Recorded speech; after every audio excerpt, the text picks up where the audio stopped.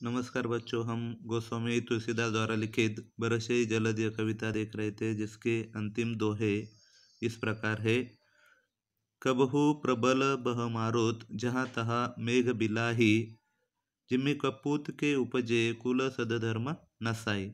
इस दोहे के माध्यम से कवि कहते हैं कि कबहू यानी कि कभी, प्रबल तेज, मारुत हवा, तूफान, बह यानी कि बहना, जहाँ तहाँ यानी कि यहाँ वहाँ, मेघ बादल, बिलाही गायब होना, जिमी जैसे कपूत बुरा पुत्र, दुष्ट स्वभाव का पुत्र बेटा, उपजे जन्म लेना, कुल या वंश, सदधर्म अच्छा धर्म, नसाई नष्ट होना।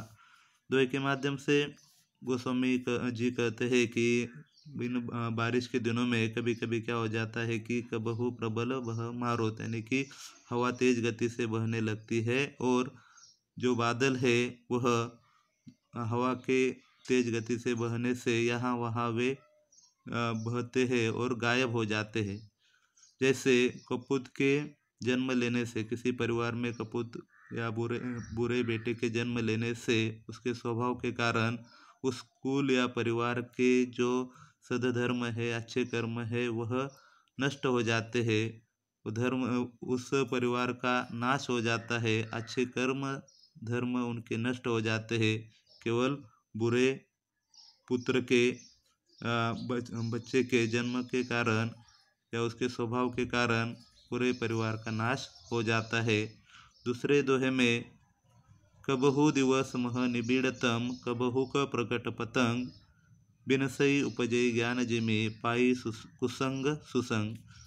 कबहू यानी कि कभी, दिवस या दिन में, मह यानी कि में, निबिड़ घना तम अंधकार, कबहू प्रगट पतंग, पतंग का समानार्थी शब्द सूरज, बिनस ही नष्ट होना, उपजय यानी कि जन्म लेना, ज्ञान, पाई पाना, कुसंग बुरी संगत, सुसंग अच्छी संगत।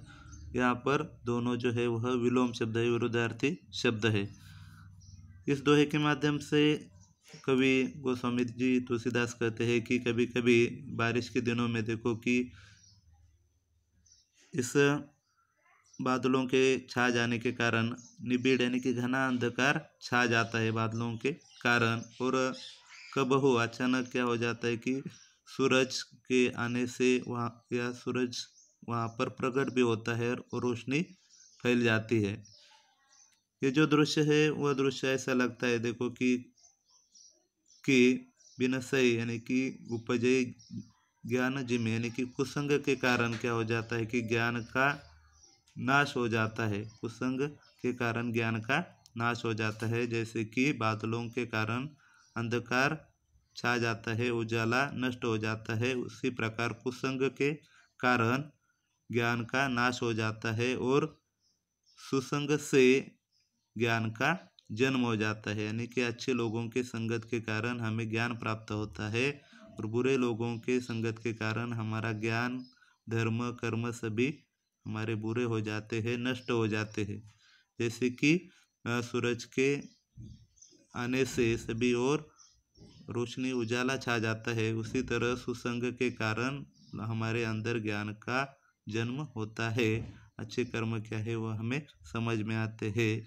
इस प्रकार इस कविता के जो कविता है वह रामचरितमानस के किष्किंधा कांड से ली गई है। रामचरितमानस जो महाकाव्य है उसमें जो विभिन्न कांड या अध्याय जो है उसमें किष्किंधा कांड एक है, उससे यह कविता ली है, जिसमें राम के की दशा, विरह दशा का वर्णन किया है, जो कि सीता जी के हरण के बाद राम और लक्ष्मण जब उनकी खोज में निकलते हैं तो उनके मनोभावों को इस कविता के माध्यम से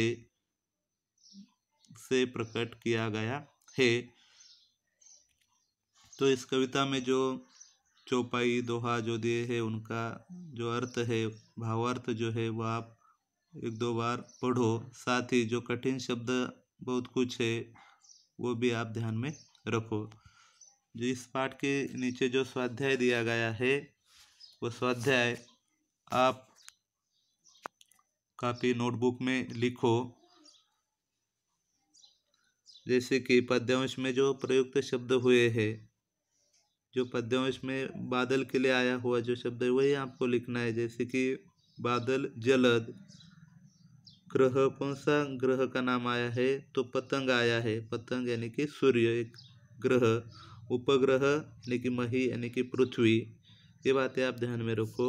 पेड़ के लिए शब्द आया है बिटप। पौधा यानी कि अर्क, पौधों के नाम आया है अर्क, जवास। पत्ते यानी कि पात। इस तरह के जो शब्द कविता में इस बादल के लिए या प्रयुक्त हुए उन्हीं शब्दों को आपको लिखना है। सरल अर्थ आपको कल मैंने दिया है। सरल अर्थ या भावार्थ। कहानी लेखन के लिए आपको दिया है परहित सरिस धर्म नहीं भाई। ये सुवचन के आधार पर कहानी लिखे जो कि मैं आपको दे दूंगा। साथ ही जोड़ियाँ मिलाए या कुछ संजाल कृतियाँ पूर्ण कीजिए। ये सब आपको नोटबुक में लिखना है। धन्यवाद।